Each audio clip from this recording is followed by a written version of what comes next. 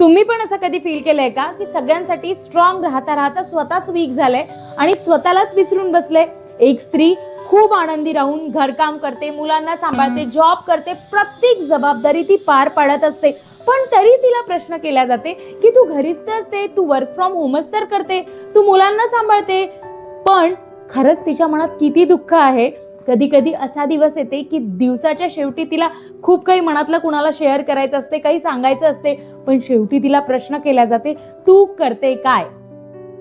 तिला कुणीच नसतं आपल्या मनातलं शेअर करायला. आजचा व्हिडिओ हा प्रत्येक स्त्रीसाठी आहे, प्रत्येक मुलीसाठी आहे. कधी कधी ती इतकं काही सहन करत असते, ती आपल्या मनातलं कधी कुणाला सांगूच शकत नाही, कारण तिला सगळ्या गोष्टी जज केल्या जातं, नावं ठेवल्या जातं. खरंच स्त्रीमध्ये इतकं सामर्थ्य असते, म्हणूनच तिला म्हटलं जातं स्त्री शक्ती.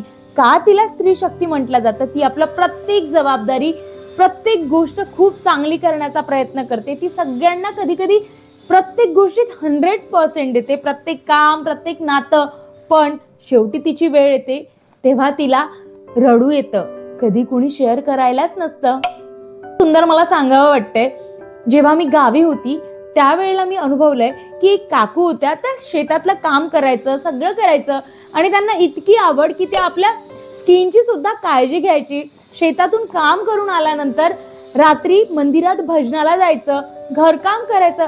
खरंच किती महान म्हणावं त्या स्त्रियांना, ज्या सगळं काम करतं घरचं, शेतीला वेळ देते, आपल्या स्वतःच्या आवडीनिवडीला जपते, आपल्या चेहऱ्याची सुद्धा त्या इतकी छान काळजी घ्यायच्या. म्हणजे आपण स्त्री, तिला शक्ती म्हटलं जातं. खरंच तिला शक्ती यासाठी म्हटलं जातं कारण ती प्रत्येक गोष्ट ही आपली मनापासून करते, ती प्रत्येकांना आपलंसं बनवते. स्त्री खूप सुंदर आहे स्वतःमध्ये, म्हणूनच तिला स्त्री शक्ती म्हटलं जाते. आपण सगळ्या स्त्रिया एक दुसऱ्यांना सपोर्ट करून, मदत करून खूप काही समाजासाठी आणि स्वतःसाठी सुद्धा चांगलं करू शकतो. आज आपण बघतच असतो, देशाच्या प्रत्येक गोष्टीत स्त्रीचा वाटा आहे. ती खूप छान काम करत आहे. ती विज्ञानाच्या क्षेत्रात असो, ती समाज घडवण्याचा असो, आपली घरातील काम करणारी आई, ती पण खूप इतका मोलाचा वाटा असतं ना आपल्या संस्कारात, आपल्याला ती घडवते. प्रत्येकाची आई ही खूप छान असते. ती म्हणजे आपल्यासाठी देवाने दिलेलं सगळ्यात सुंदर गिफ्ट असतं.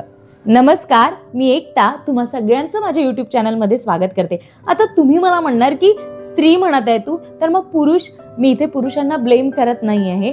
आजचा हा आपला व्हिडिओ स्त्रियांबद्दल बोलण्यासाठी आहे. पुरुष पण खूप आपल्या लाईफमध्ये स्ट्रगल करत असतात, त्यांच्यावर पण खूप जबाबदाऱ्या असतात, त्यांच्या पण मनात खूप दुःख असतं, कधी कधी त्यांच्याजवळ पण कधी कधी कोणी शेअर करायला नसतं. पण आजचा व्हिडिओ आपण स्त्रियांसाठी करत आहे, म्हणून आपण आज स्त्रियांबद्दल बोलणार आहे. स्त्रियांबद्दल बोलतो, कधी कधी स्त्रीला इतकं काही दुःख असतं की तिच्या मनातलं ती सांगू नाही शकत, त्यामुळे तिच्या शरीरावर खूप मोठा इफेक्ट झालेला असतो. तिच्या शरीरावर इफेक्ट झाल्यामुळे तिला मानसिक त्रास पण तेवढाच व्हायला लागतो, पण ती कधी कधी काही सांगू शकत नाही की तिला कुठल्या गोष्टीचं टॉर्चर होत आहे, समाजाकडनं होत आहे, परिवारातनं होत आहे, तिला आपले लोक जज करत आहे का, आपले लोक काही बोलत आहे का, समाज काही बोलत आहे का. तिची चुकी नसताना सुद्धा जेव्हा ब्लेम केलं जातं, बोललं जातं, तिला तोडलं जाते, तिचे स्वप्न तोडले जाते, काही कारण नसताना जेव्हा ती अशा काही काही गोष्टीतून फेस करत असते की सगळ्यात महत्वाचं असतं शरीर. निसर्गाने स्त्रीला स्ट्रॉंग बनवलं आहे, पण कधी कधी तिला काही गोष्टीतून सफर करायला लागतं, त्यामुळे सगळ्यात मोठा साईड इफेक्ट होतो तो म्हणजे तिच्या शरीरावर. आज आपण व्हिडिओमध्ये अशा गोष्टींबद्दल बोलणार आहे, जवळपास प्रत्येक स्त्री या गोष्टींमधून जात असते. कधी कधी इतक्या शांततेने ती सफर करत असते की ती बोलू नाही शकत, आणि सगळ्यात मोठा परिणाम होतो तो म्हणजे तिच्या शरीरावर आणि मनावर. दर बुधवारी आपण अशाच गोष्टींबद्दल चर्चा करूया, ज्या सगळ्यांचं भलं होईल, सगळे एक दुसऱ्यांना सपोर्ट करून आपण समोर जाऊ शकू, स्वतःसाठी, आपल्या समाजासाठी, सगळ्यांसाठी आपण चांगलं काहीतरी करू शकू. आणि प्रत्येकांमध्ये खूप सामर्थ्य असतं काहीतरी चांगलं करण्याचं, म्हणून प्लीज चॅनलला नक्की सबस्क्राईब करा आणि आपले विचार कमेंटमध्ये नक्की मांडा. चला तर व्हिडिओला सुरुवात करूया. सगळ्यात पहिलं म्हणजे जज करणं. प्रत्येक मुलीला जज केलं जातं वेगवेगळ्या प्रकारे. मी माझं स्वतःचं उदाहरण सांगते. माझे आई बाबा फेअर टोन मध्ये आहे, मी डस्की टोन मध्ये आहे, आणि त्यातल्या त्यात माझी बॉडी म्हणजे मी जाडी, पिअर शेप बॉडी. खूप वाईट वाटायचं कधी कधी जेव्हा मी लहान होती. आता तर मला समज आला, आणि जवळपास 22-23 वर्षाची होतपर्यंत मी या गोष्टीमधनं सफर केलं. परिवारातील लोक दिसायला छान नाहीये, आईबाबांसारखी नाही, चेहरा बरोबर नाहीये, भाऊ तुझा खूप अट्रॅक्टिव्ह आहे पण तू अट्रॅक्टिव्ह नाही आहे, अरे तुझे साईट्स किती निघलेले आहे ना, कोण तुला चॉईस करणार. सगळ्या गोष्टींमधून मी या सफर केलेला आहे. तुझी स्किन ना थोडी डस्की आहे, थोडी फेअर असती ना बरी झाली असती, तुझे डोळे छान आहे पण माहितीये का तुझा चेहरा ना जरा जास्तच जाडा आहे. या स्किन, बॉडी, केस, इतक्या सगळ्या गोष्टीतून जज केलं जातं ना कधी कधी मुलींना, कळतच नाही. आणि असं नाही बरं की डस्की स्किन, मी हे सुद्धा बघितलंय की ज्या मुलींची स्किन फेअर आहे त्यांना सुद्धा नावं ठेवलेल्या जातं. ठीक आहे, प्रत्येकाची चॉईस, रंग कुठला आवडतं, शरीर कसं आवडतं, पण असं का? आणि एक स्त्रीच दुसऱ्या स्त्रीला मॅक्झिमम असं बोलत असते. खरंच आपण जर स्त्रिया आहे तर एक दुसऱ्यांना का बरं असं म्हणायचं? आपण कुणाला जर कॉन्फिडन्स कुणाचा आपण बिल्ड करू शकत नाही, कुणाला सपोर्ट करू शकत नाही, तर मग तोच कॉन्फिडन्स का तोडायचा?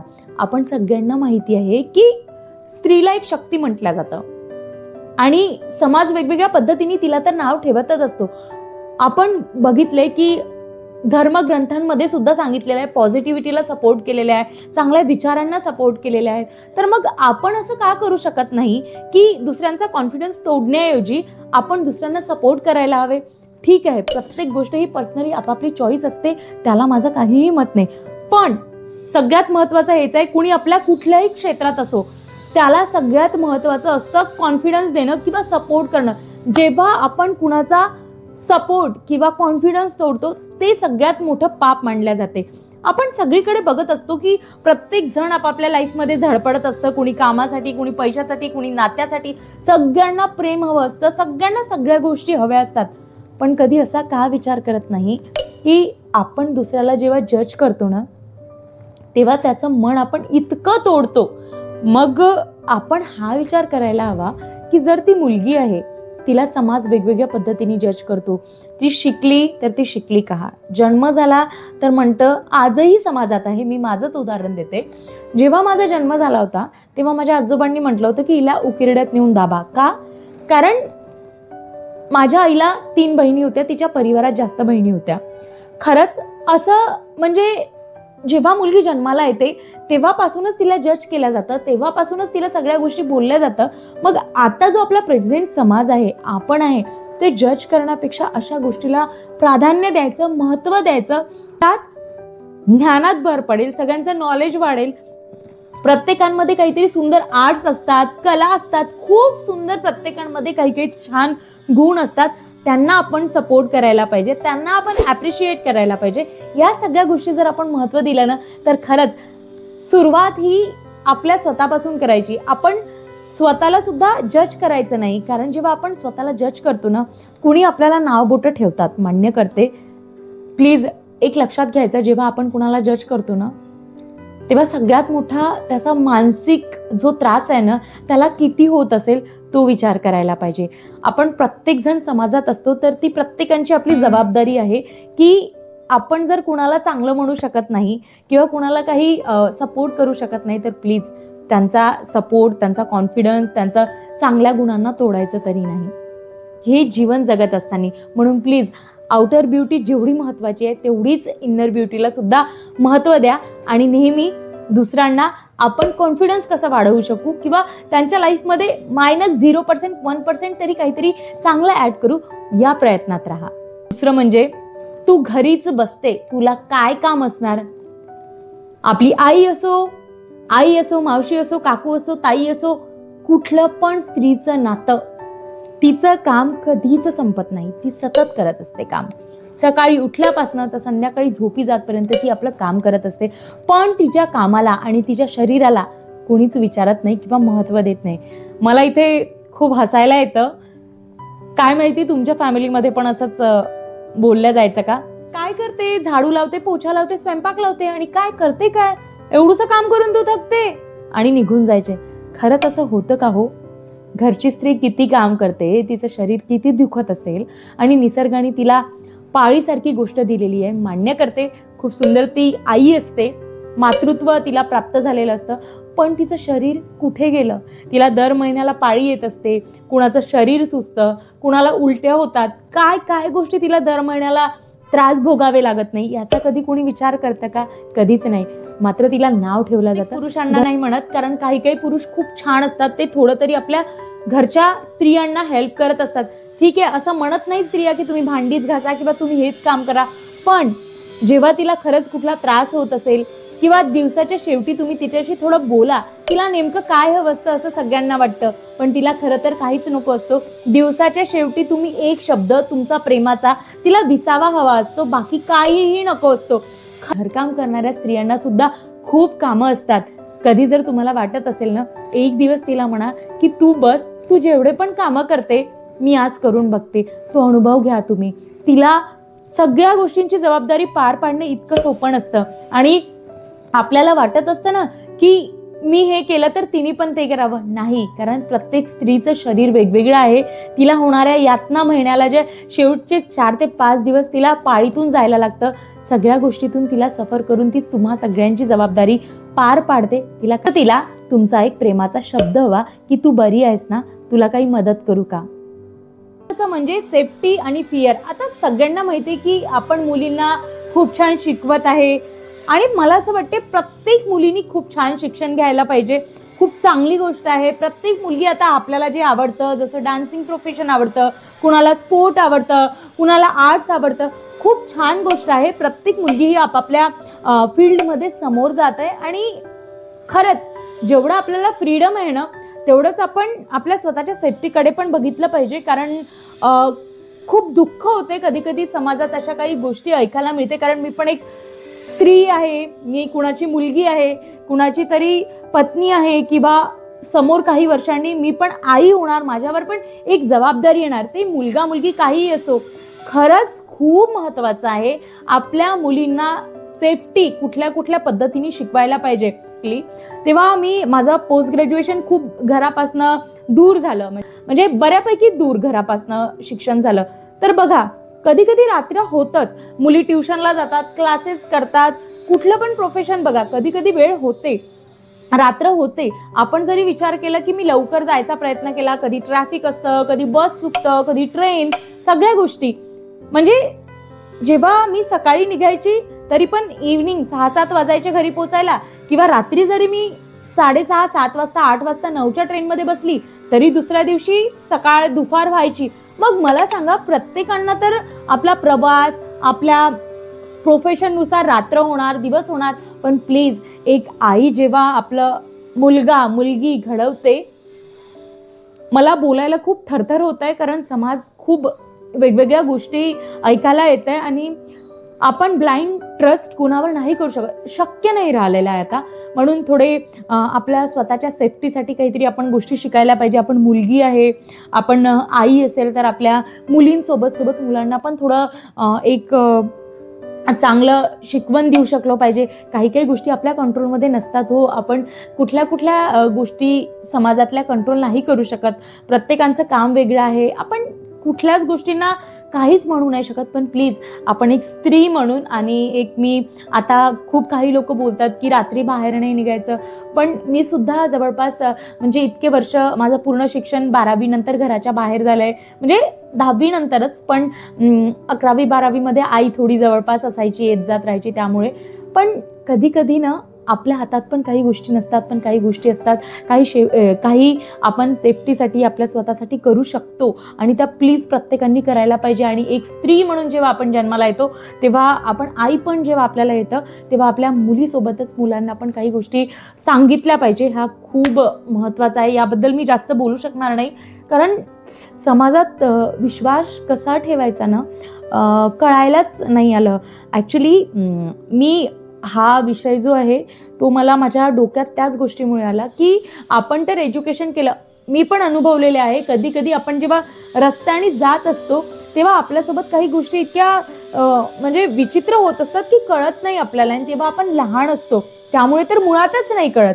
म्हणून प्लीज स्वतःच्या फ्रीडमसोबत, शिक्षणासोबत, सगळ्या गोष्टींसोबत कुठल्या गोष्टी आपण आपल्या स्वतःसाठी सेफ्टी म्हणून करू शकतो त्यासुद्धा प्रत्येक स्त्रियांनी जपल्या पाहिजे आणि केल्या पाहिजे असं मला वाटते. म्हणजे इमोशनल प्रेशर हा पॉईंट मी खूप वेगळ्या पद्धतीने मांडायचा आहे मला. खरंच तुम्ही म्हणाल एक तर तू स्त्रियांबद्दलच बोलत आहे.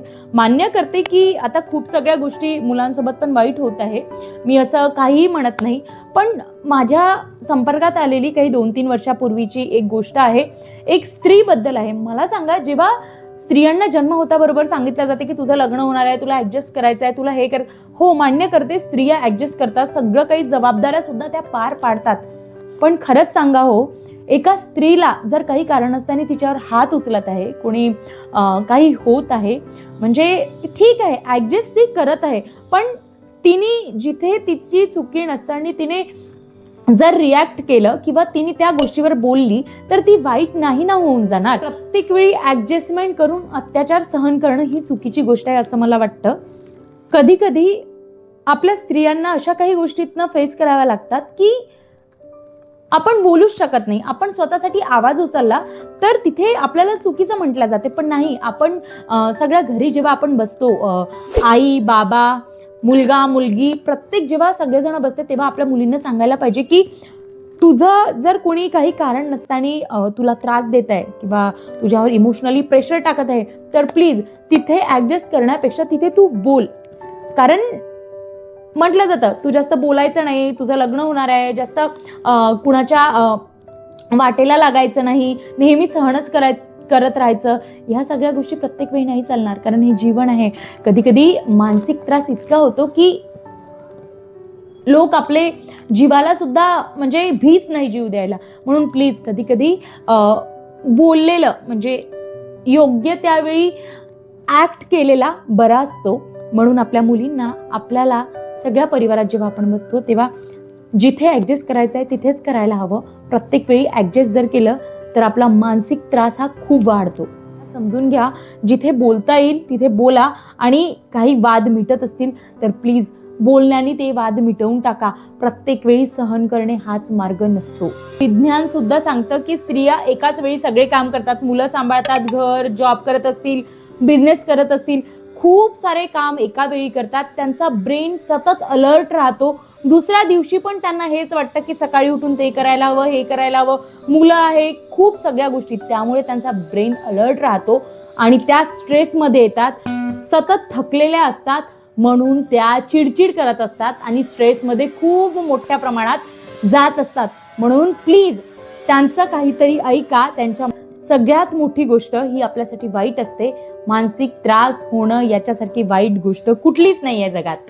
नंतरचं म्हणजे स्वतःची स्वप्न बाजूला ठेवणे, स्वतःच्या आवडीनिवडी बाजूला ठेवणे. तुमच्यासोबत पण झालंय का असं? मी तेव्हा ती गोष्ट केली असती तर बरंच झालं असतं. खरंच एका वेळेला अशी वेळ येते आपल्याला वाटतं ती गोष्ट मी तेव्हा केली असती तर किती बरं झालं असतं ना. ते मला आर्ट आवडत होती, ती माझं ते पॅशन आवडत होतं, भरपूरदा असं होतं. म्हणून आपण सगळ्यांना सांभाळता सगळ्यांचे कामं पार पाडता स्वतःला विसरतो, स्वतःच्या आवडीनिवडीला विसरतो, स्वतःला काही छानसं करायचं आहे त्या सुद्धा गोष्टीला विसरत असतो. म्हणून प्लीज स्वतःला जे आवडतं, जे करायचं आहे, स्वतःला काही जगायचं असेल तर ते जगायचं. छान इंडिपेंडेंट व्हायचं, फिनान्शियली इंडिपेंडेंट व्हायचं, पण आपले स्वप्न पूर्ण करण्याला सुद्धा प्राधान्य द्यायचं. तुम्हाला काय आवडतं ते 1% काम दिवसाच्या शेवटी तरी करणं, कारण तुम्ही तुमच्यासाठी खूप महत्त्वाचे आहात. मला पण होतं का असंच, लोक काय म्हणणार, मला पण असंच व्हायचं. पण नाही, आपले उद्देश छान आहे, आपले कर्म छान आहे, आपण स्वतःसाठी छान करतोय, आपण समाजासाठी छान करतोय, निसर्गाला आपल्याकडनं काही वाईट म्हणजे त्रास होत नाही, तर मग तुमचे स्वप्न बरोबर आहेत किंवा तुम्ही बरोबर आहात. जी प्रत्येक स्त्री ही कमजोर नसते, पण ती सहन खूप करत असते. तुमच्या आयुष्यात जर कोणी ताई, मावशी, आई, मैत्रीण कुणीही असेल तर त्यांच्याशी एक शब्द प्रेमाने बोलायचा रोज. त्यांना विचारायचं तुम्ही बऱ्या आहात ना, थँक्यू म्हणायचं, नेहमी त्यांच्या कामाबद्दल ग्रॅटिट्यूड व्यक्त करायचं. खूप बरं वाटेल बरं त्यांना. तुमच्या लाईफमध्ये अशी कोणती स्त्री आहे ज्यांना तुम्ही रोज थँक्यू म्हणता ते कमेंट करून नक्की सांगा. Thank you so much. आणि कमेंटमध्ये नक्की सांगा व्हिडिओ तुम्हाला कसा वाटलाय.